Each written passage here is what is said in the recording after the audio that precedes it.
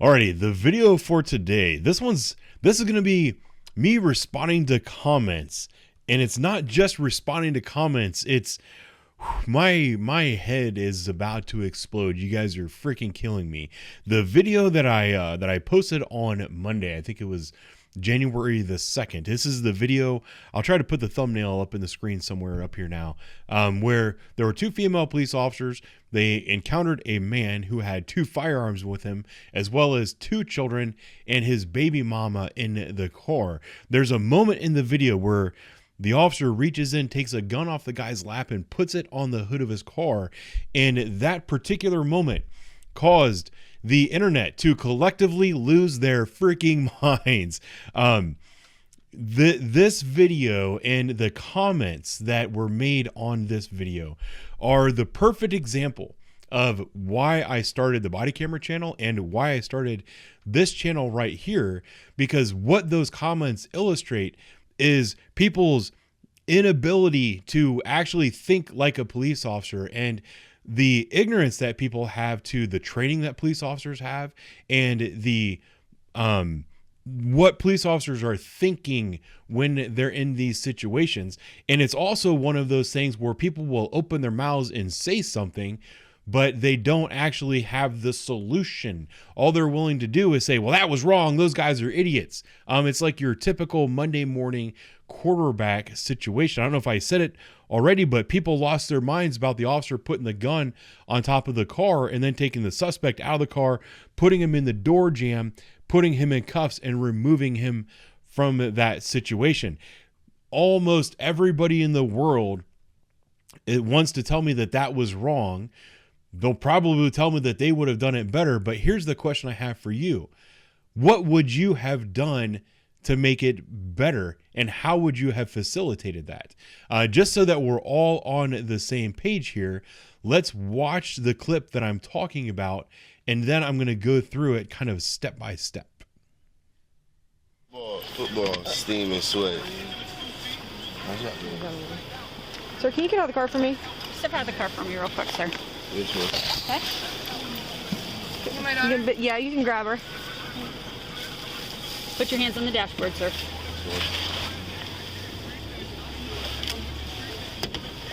Step out of the car. Yeah, you can grab her.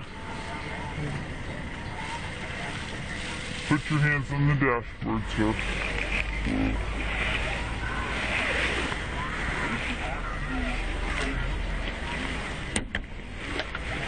Step out of the car.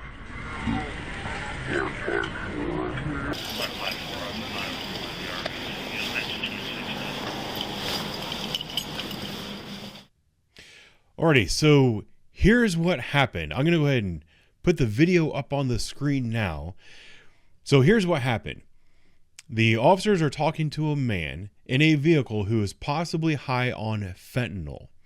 The child opened the glove box, and the officer, who is actually the brand new officer, the trainee, catches a glimpse into that glove box and turns to the coach and says, "There's a gun in there." This situation just became a little bit more intense, right? You've got a guy sitting in the car that was recently passed out, possibly high on fentanyl. He's lying to you about his identity. You realize things are not adding up. He just tried to hide the fact that there's a gun in the glove box from you. So you turn to your FTO and say, "Hey, there's a gun in there." The FTO then says, and then the trainee does a good job, says, "Sir, I need you to get out of the car." And the FTO reaches down and starts grabbing the guy's arm as baby mama in the driver's seat pulls the child off of the guy's lap.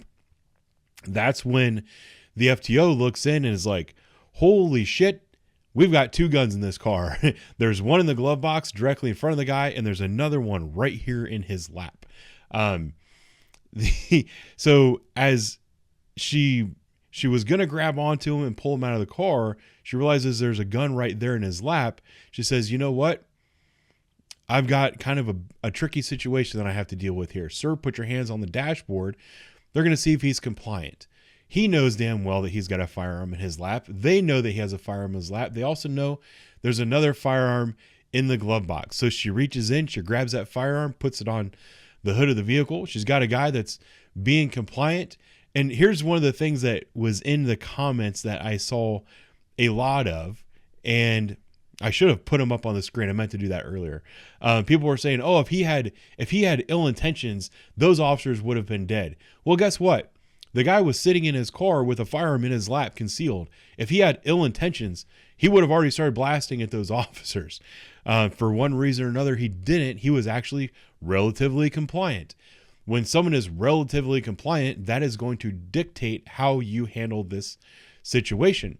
So she reaches in to grab him, says, "Oh, shoot, he's got a gun in his lap, and there's another one directly in front of him. Put your hands up here. I'm going to take this gun, put it on top of the car. Then we're going to pull you out of the car. Because we've already removed one gun from your lap, we're going to remove you from the other gun that's in the car." They then take him out and they push him into the door jamb so that they can put him in handcuffing. Everyone's freaking out because they're like, "Oh, the gun was right by his face." Whatever. This is the part of the video where I want to ask you, well, what would you have done in this situation? If you're saying that what they're doing was wrong, how would you have done it to make it right? What is your solution? Because sometimes as a police officer, this is something that we're taught in the academy, and that you have to learn and you evolve as a police officer, is that you are faced with situations that you've never been in before. I can tell you I've never been in this exact situation. Almost no police officer has been in this exact situation, because every situation is different. You have to develop the ability to think on your feet, and you're faced with a situation where there is no perfect solution to this. To demonstrate that, I had some guns up here and I put them away. Let me grab them. Got one here. One here. So now I am a guy that is armed with two firearms. One of them is up here. It's in front of me. The other one is in my lap. The officer reaches out, takes the one out of my lap, and everyone got really mad when she put that up on the hood of the car. Well, here's my question. What is your solution? What are you going to do with this gun right here? I heard some people say, well, unload it. Okay, so you've got a guy right there. You have to keep your eyes on him. You're going to take this firearm that you've never held before, that you don't know if it's been cleaned properly, that it's been maintained properly. It might be all gummed up. A lot of these people in the hood, they don't use proper magazines for their firearms. They don't use the right kind of ammo for their firearms. There might be a stovepipe in there. You don't know if there's one in the chamber. There's a lot you don't know about this gun. It might be really jammed up. It might be hard to pull the slide back. So you're saying, okay, you need to unload that gun. So you've got a trainee who, this is like her third day in the world of being a police officer. She went to the academy, but she's never been in a situation where there's a guy sitting there with two of these bad boys right in front of him. Are you, as the field training officer, going to take this firearm, step back, because you're not going to do it in the door jamb, right? You got to step back. So you're going to step away from the situation. You're going to leave your recruit up there. You're going to drop this mag, and you're going to unload this firearm, make sure it's safe. Then what are you going to do with it? I don't know. Set it on top of the car then? Is that okay? Does that pass your guys' level of inspection? Here's the problem. If you're over here dicking around with this gun and he decides, you know what, I don't like the way this is going, I think I'm going to end up in jail. Well, you're over here screwing around with this firearm. He just reaches up and he pulls out his other one and starts blasting your partner.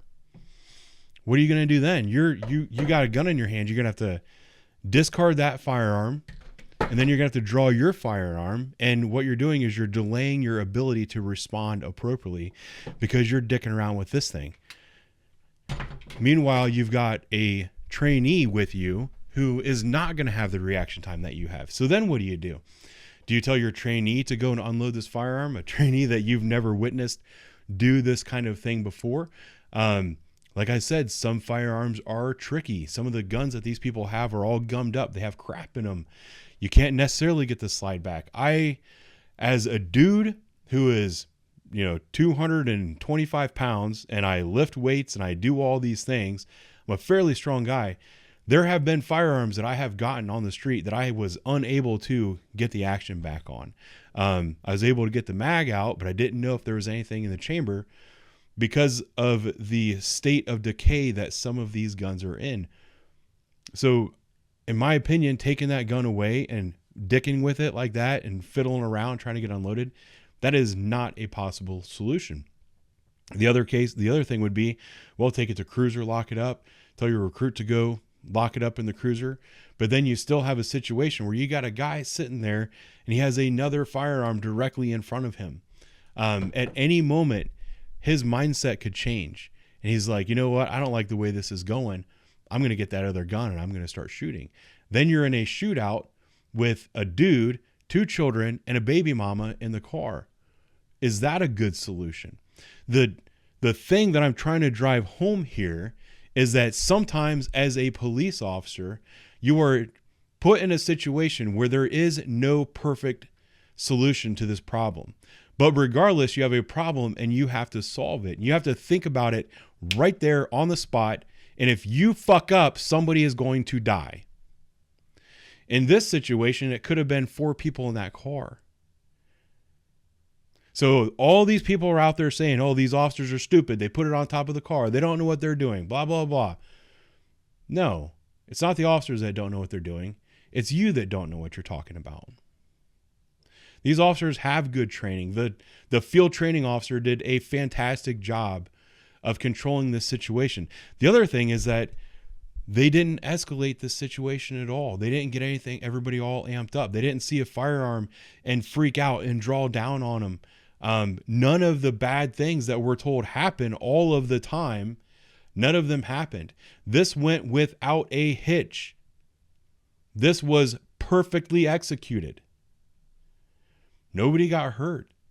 The guy that was breaking the law went to jail. The firearms were safely recovered. This is the standard that we ask. The other part, I'm gonna play this again so that we can see it, and I'm gonna talk about putting him in the door jam. Yeah, like there's steam coming off your head. It looks like football, steam and sweat. So right there, she's like, there's a gun right there. I'm gonna hold the glove box closed. Sir, can you get out of the car for me? She does a good job. She's like, all right, you guys have to get out of the car. They start securing him right there. They've got his arm. She's like, you're not getting to that gun. I've got this arm. If you try to reach for that gun, I'm going to yank you out of that car. As they're doing that, put your hands on the dashboard, sir. This happens where I've watched this footage 1,000 times. I don't see that gun. She saw that gun. Everyone's freaking out about that being put right there, but they're forgetting that there's another one right in front of the guy. Step out of the car.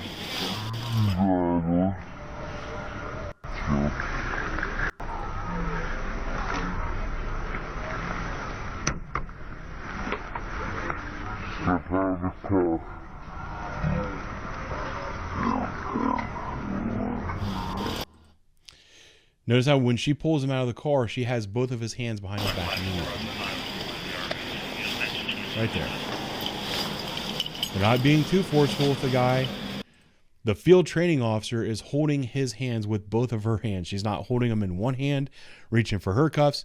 She's got 2 hands on his arms behind his back, and the recruit is grabbing her cuffs so that they can put this guy in handcuffs. Here's another thing. People are saying, oh, this guy could have overpowered these females easily. I know for a fact that this officer right here, whose hand this is, I know her personally. She has, I believe it's 17 years on the department. She's been a police officer in a very high crime, very dangerous neighborhood for 17 years. She knows a thing or two about a thing or two. She knows more than you do. She's been through this before. She's got that guy's hands behind his back. You know how easy it is to control someone when their hands are behind their back when you know what you're doing? If that guy got squirrely, all she had to do was grab his arms, pick him up in the air. He's going to get lurched forward. His face is going to eat the front of his car. The other thing that I saw some comments about that were a little bit irritating is they're saying, well, why'd they keep him right there in the door jam? Why not remove him from that car and from those firearms? The door jam is one of the best ways that these officers can control this situation. If someone starts to get squirrely, you can push them into that door jam. You can do it this way. You can try to grab both of their hands. If he's trying to get up and get his hand free, you can grab yours. Hopefully YouTube doesn't ban me for this, but you can grab yours, come over the top, and you can take care of that problem.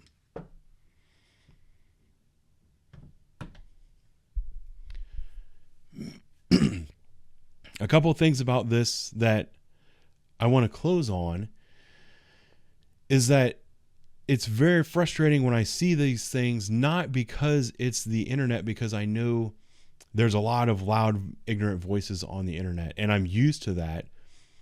The problem I had with this particular video is some of the names that I was seeing making this comment. They're names that I know are going to watch this video. They're regular commenters and regular viewers of my channels. They're people that I know support me, support the work that I do, and generally support police officers. And they watch a lot of this kind of stuff. They think they know what police officers are going through. They think they know what police officers should be doing. These are people who are fairly educated, and they're demonstrating that they in fact don't know what they're doing. They don't know what they're talking about when it comes to these situations. And this is something that I want to bring up under the lens of civilian oversight. You know, all these people are out there saying, oh, if you're against civilian oversight, you just don't want to be held accountable. No, that's not true at all. I expect to be held accountable for my actions. It's just that I expect the people who are going to hold me to account to actually know what it is that I'm supposed to be doing.